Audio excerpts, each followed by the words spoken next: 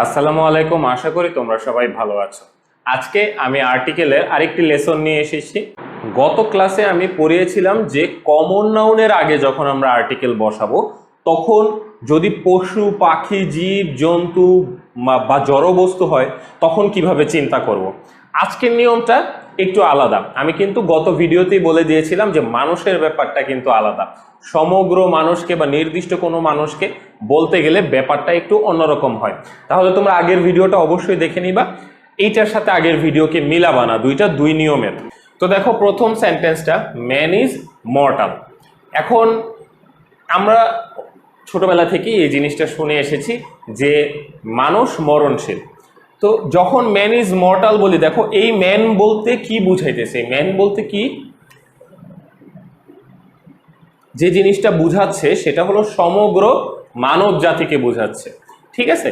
তো এই যখন মানুষের আমি জাতি হিসেবে কোনো কিছু সমগ্র জাতিকে একসাথে বলবো তখন এটা শুধুমাত্র একা ব্যবহার করা হবে, এটার আগে কোনো আর্টিকেল হবে না।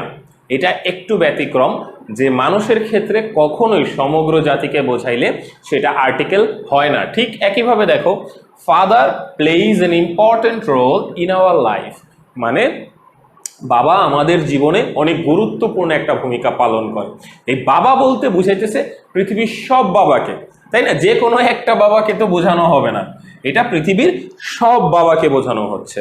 এবং একই সাথে যখন আমরা বলবো যে sister is the shadow of mother, মানে বোন হলো মায়ের ছায়া, মানে এইখানে সিস্টার এবং এই যে খেয়াল করো একটু তোমরা, এখানে সিস্টার একটা বলা আছে, আবার এখানে বলা আছে একটা মাদার। দুইটাই কিন্তু কমন নাউন এবং মানুষের ক্ষেত্রে কি বোঝাচ্ছে? যে সব সিস্টারকে বোঝাচ্ছে। সকল সিস্টারই কিন্তু আসলে সকল মায়ের ছায়া, তাই না? তাহলে এই দেখো, এই সিস্টারের আগেও কোনো আর্টিকেল বসে নাই এবং এই মাদারের আগেও কোনো আর্টিকেল বসে নাই। তাইলে আমরা যে জিনিসটা দেখলাম, যখন কোনো মানব জাতির সমগ্র জাতিকে বোঝানো হবে একটা নাউন দিয়ে তখন সেটার আগে কখনো আর্টিকেল বসে না। এত বাংলা আসলে রুলগুলা লেখার কোনো মানে জায়গা বা সময়ে আমি মনে করি দুইটাই নষ্ট। তো তোমরা নোট করে নাও, আসলে রুল মুখস্থ করার কিছু নেই, আমি এক্সাম্পল দিয়ে বুঝাই দিলাম, তোমরা একটু নোট করে নাও। এক সময় তোমাদের এই রুলটা প্রয়োজন হবে না, প্র্যাকটিস করতে করতে আর কোনো রুল প্রয়োজন পড়বে না। এই যে এখনই আমি 6-7টা উদাহরণ আমি প্র্যাকটিস করাবো এবং দেখাই দিব যে যখন মানব জাতির সম্পূর্ণ জাতিকে বোঝাবে তখন আর্টিকেল না হইলেও কিন্তু যখন অনির্দিষ্ট বা নির্দিষ্ট কোনো মানুষ বা কোনো বোন বা কোনো মাকে বোঝানো হবে তখন কিন্তু আর্টিকেল বসতে পারে। তাহলে চলো আমরা উদাহরণগুলো দেখে নেই। এখন দেখো আমি কতগুলা এক্সাম্পল নিয়ে এসেছি, খুবই ছোট এক্সাম্পল। দেখো, dash man is subject to death, মানে man is subject to death, মানে মানুষকে আসলে মরতেই হবে। তো আসলে এটা কি একটা মানুষকে মরতে হবে? অনির্দিষ্ট বা নির্দিষ্ট কোনো কিছুর আছে না, মানুষ বলতে বোঝাচ্ছে সমগ্র জাতি। তো একটু আগেই আমরা যেটা বললাম যে সমগ্র জাতি যখন হবে মানুষের তখন কি হবে? কোনো আর্টিকেল বসবে না। এখন দেখুন নেক্সট এক্সাম্পলটা, I saw dash man yesterday in my garden, আমি গতকাল মানুষকে দেখেছিলাম আমার বাগানে। এখন এইখানে কি আমি নো আর্টিকেল দিব? ভালো করে খেয়াল করো, এখানে মানুষ বলতে কি বুঝেছে? সব জাতির মানুষকে আমি আমার বাগানে দেখেছিলাম না। আমি একটা নির্দিষ্ট মানুষকে দেখতে পারি অথবা একটা অনির্দিষ্ট মানুষকে দেখতে পারি, কিন্তু এখানে অনির্দিষ্ট মানুষটাই হবে, নির্দিষ্টটা হবে না, কারণ আমি প্রথম কোনো একটা ব্যক্তির নাম এখানে বলেছি। ঠিক আছে, সেই ব্যক্তিটাকে আমি চিনি কি চিনি না, আগে দেখেছি কি দেখি নাই জানি না, তাহলে অনির্দিষ্ট একটা মানুষ। তো অনির্দিষ্ট মানুষ মানেই কিন্তু এ হবে। দেখো, তাইলে I saw a man yesterday in my garden. এরপরে দেখো, এরপরে কি বলতেছে, I know dash man who was playing in my garden. দেখো একই সেন্টেন্স প্রায়, I saw a man yesterday in my garden, এরপরে দেখো I know dash man who was playing in my garden। এইখানে কি হবে? এইখানে দেখো একটা জিনিস, এখানে অনির্দিষ্ট হবে না নির্দিষ্ট হবে? এইখানে একটা নির্দিষ্ট মানুষের কথা বলা হচ্ছে, কারণ সে বলতেছে যে আমি তাকে কি, আমি তাকে চিনি। যে আমার বাগানে খেলছে, মানে একটা নির্দিষ্ট মানুষের কথা বলছে, আমি তাকে চিনি। তাইলে এইখানে কি হবে, নির্দিষ্ট হইলে এখানে হবে দা। তোমরা জিনিসটা বুঝলা কিনা? উপরের বাক্যে 2 নম্বর বাক্যে এ হয়েছে কারণ সেই ম্যান, আমি আগে কখনো সেই ম্যানের কথা বলি নাই, বা আমি আগে কখনো সেই ম্যানকে দেখি নাই, বা আমি তাকে চিনি না বা জানি না, কিন্তু 3 নম্বর বাক্যে কিন্তু বলে this I know the man. ঠিক আছে, তার মানে কি আমি চিনি, তার মানে আগের পরিচয় আছে নির্দিষ্ট একটা মানুষ। এরপরে দেখো we must agree that dash brother means similar soul, মানে আমাদেরকে স্বীকার করতেই হবে যে ভাই হলো একই আত্মা, মানে ভাই মানে একই আত্মা। তাহলে এই ভাইটা বোঝাচ্ছে কি, কারণ নির্দিষ্ট কোনো ভাই না, এটা সমগ্র জাতিকে বোঝাচ্ছে, তার মানে এইখানে আর্টিকেল হবে না, একটু আগেই আমরা পড়েছি। এরপরে দেখো we are dash brothers, no one can separate us, আমরা ভাই, কেউ আমাদেরকে আলাদা করতে পারবে না। তো এইখানে দেখো আমাদের 2টা ভাইয়ের কথা বলা হয়েছে, এখানে প্লুরাল আছে, একটা জিনিস খেয়াল করো, এখানে প্লুরাল আছে, তাই কি হবে, এখানে কোনো আর্টিকেল হবে না। ব্রাদার, ফাদার, মাদার এইগুলার আগে আসলে দা কখনো হয় না, তবে কিছু ক্ষেত্রে হয়, কিছু ব্যতিক্রম আছে, তখন অবশ্য সেই ব্যতিক্রমের মানে শব্দটার অর্থটাই চেঞ্জ হয়ে যায়, মানে বাবা মা ভাই বোন হিসেবে ব্যবহার হয় না, কিন্তু বসতেছে ফাদার, মাদার, ব্রাদার, সিস্টার। তাহলে চলো আমরা সেই উদাহরণটা দেখে নেই। এখন দেখো উদাহরণগুলা, এগুলা খুবই মানে অনেক সময় মানুষের এত কনফিউজ করে দেয় মানুষকে, যে মানুষ ভুলে যায় যে আসলে ফাদার শব্দের অর্থ বাবা ছাড়াও অন্য কিছু হইতে পারে।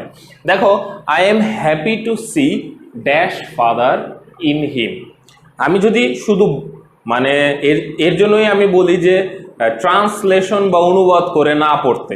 দেখো আমি যদি এটা অনুবাদ করি তো কি হবে, আমি খুবই খুশি তার ভিতরের বাবা দেখে। আসলে শব্দটা বাবা হবে না, এটা কোনো সেন্টেন্স হয় না। তার ভিতরের বাবা দেখে আসলে আমরা বাংলায় হয়তো বলে ফেলি, কিন্তু এটা কোনো সেন্টেন্স না। জিনিসটা হলো আমি খুব খুশি তার ভিতরের পিতৃত্ব বোধ দেখে। মানে ফাদার এইখানে শব্দটা কিন্তু মানে পিতৃত্ব বোধ ব্যবহার করতেছে, মানে বাবা লিটারেলি বাবা ব্যবহার করতেছে না, পিতৃত্ব বোধ ব্যবহার করতেছে। এবং এইখানে এর জন্য এই যে ফাদার ইন হিম এই কথাটা, এই যে ফাদার ইন হিম এই কথাটা একটা ফ্রেজের মতো ব্যবহার করা হয়, এবং এইখানে বাবাটা